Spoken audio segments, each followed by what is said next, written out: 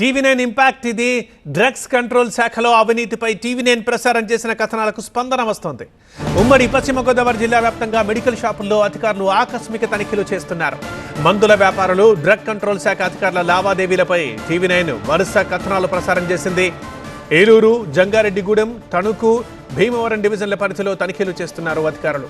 ఇతర జిల్లాల నుంచి వచ్చి తనిఖీలు చేస్తున్నారు. ఒక్కో డివిజన్లో 3 చొప్పున ఈ తనిఖీలు నిర్వహిస్తున్నారు ఆఫీసర్లు.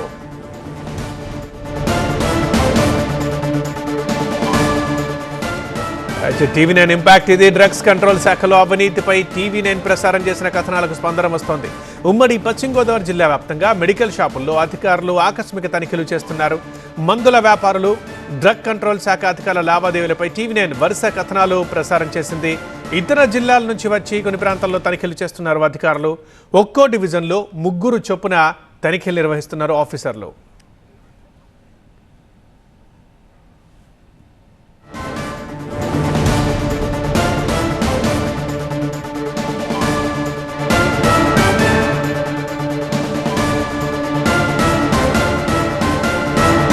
మా కరెస్పాండెంట్ రవి ఉన్నారు, లైవ్ లో మాట్లాడదాం. రవి, మొత్తం ఎన్ని చోట్ల అధికారులు తనిఖీలు చేస్తున్నారు, ఎలాంటి విషయాలు బయటకు వస్తున్నాయి?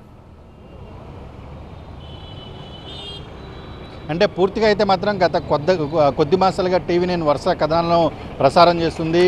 ఏదైతే ఏజెన్సీ ప్రాంతంలో కావచ్చు, ఇతర మైదాన ప్రాంతంలో కావచ్చు, పెద్ద ఎత్తున అబార్షన్ కిట్లకు సంబంధించి, అదేవిధంగా వయాగ్రాకి సంబంధించి పెద్ద ఎత్తున బిల్స్ లేకుండా తీసుకొచ్చి అక్రమ పద్ధతుల్లో విక్రయిస్తున్నటువంటి టీవీ9 మొత్తం కూడా ప్రసారం చేసిన పరిస్థితి. ఆ తర్వాత చూసుకుంటే ఈ అధికారులకు, అదేవిధంగా మెడికల్ షాపులకు మధ్య ఏదైతే డ్రగ్ కంట్రోల్ శాఖలో మందుల షాపుల నిర్వాహకులు నిబంధనలు ఉల్లంఘిస్తే వారిపైన చర్యలు తీసుకుంటే డ్రగ్ కంట్రోల్ శాఖ అధికారులు వారికి సంబంధించిన అసోసియేషన్ తోటి లావాదేవీలు పెట్టుకుని పెద్ద ఎత్తున అవినీతికి పాల్పడుతున్నారు. వీటిపైన కూడా కథనాలు ప్రసారం చేసిన నేపథ్యంలో ఒక్కసారిగా మాత్రం ఈరోజు మొత్తం ఉమ్మడి పశ్చిమ గోదావరి జిల్లా వ్యాప్తంగా కూడా అధికార యంత్రాంగం మొత్తం కూడా ఇక్కడ డ్రగ్ కంట్రోల్ శాఖ అధికారులు ప్రత్యేకంగా కూడా తనిఖీలు నిర్వహిస్తున్న పరిస్థితి కనిపిస్తుంది. ప్రధానంగా కేవలం ఇక్కడ ఉన్నటువంటి జంగారెడ్డిగూడెం, తణుకు, ఏలూరు, భీమవరం ఈ 4 ప్రాంతాల్లో ప్రత్యేకంగా దృష్టి సారించారు. అదేవిధంగా అటు కృష్ణా జిల్లా ఎన్టీఆర్ జిల్లా, అదేవిధంగా కృష్ణా జిల్లా సంబంధించి కావచ్చు, అది ఇటువైపున రాజమండ్రి, ఈస్ట్ గోదావరికి సంబంధించిన అధికారులు మొత్తం వీరందరూ కూడా ఇక్కడికి చేరుకున్నారు. ఒక్కొక్క ప్రాంతంలో 5 టీములుగా డివైడ్ అయ్యారు. ప్రతి షాపులో కూడా ఈరోజు ఉదయం 11:30 గంటలకు ఈ రైడ్స్ ప్రారంభమయ్యాయి. ప్రతి షాపులో కూడా వారికి సంబంధించినటువంటి మందులకు సంబంధించినటువంటి ఎలాగా తీసుకొచ్చారు, ఇక్కడ ఎలా అమ్ముతున్నారు, ప్రిస్క్రిప్షన్ మేరకు అమ్ముతున్నారా లేదా, అదేవిధంగా డేట్ అయిపోయినటువంటి మందులు ఏమన్నా విక్రయిస్తున్నారా, అబార్షన్ కిట్లకు సంబంధించి కొన్ని రకాల మందుల్ని కేవలం వైద్యుల ప్రిస్క్రిప్షన్ మేరకు మాత్రమే విక్రయించాల్సి ఉంటుంది. అయితే కౌంటర్లో ఎలా పడితే అలాగ విచ్చలవిడిగా అమ్మడం వల్ల చాలా విపరీతమైనటువంటి దుష్పరిణామాలు ప్రజలు ఎదుర్కొన్న పరిస్థితి. అయితే ఇలాంటి మొత్తం వ్యవహారాలపైన అధికార యంత్రాంగం ఇప్పుడు సీరియస్గానే దృష్టి పెట్టిందని చెప్పుకోవచ్చు.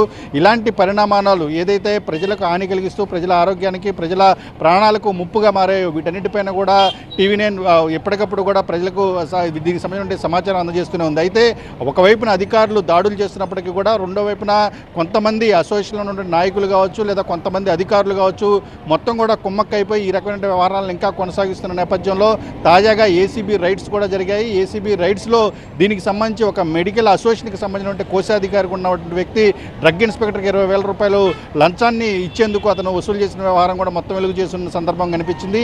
ఈ విధంగా ఏదైతే ప్రజల ఆరోగ్యాలతోటి, ప్రజల జీవన ప్రమాణాలతోటి ముడిపడినటువంటి అంశం ఉందో ఆ అంశానికి సంబంధించి ఇప్పుడైతే చాలా సీరియస్గానే డిపార్ట్మెంట్ యాక్ట్ చేస్తుందని చూడొచ్చు. సాయంత్రం వరకు కూడా ఈ సోదాలు అయితే కొనసాగే అవకాశాలు కనిపిస్తున్నాయి. దీని తర్వాత ఎలాంటి నివేదిక వస్తుంది, ఏ మందుల షాపులో ఎలాంటి వైలేషన్స్ ఉన్నాయని కూడా వెలుగు చూసే అవకాశాలు అయితే కనిపిస్తూ ఉన్నాయి. రైట్ రవి.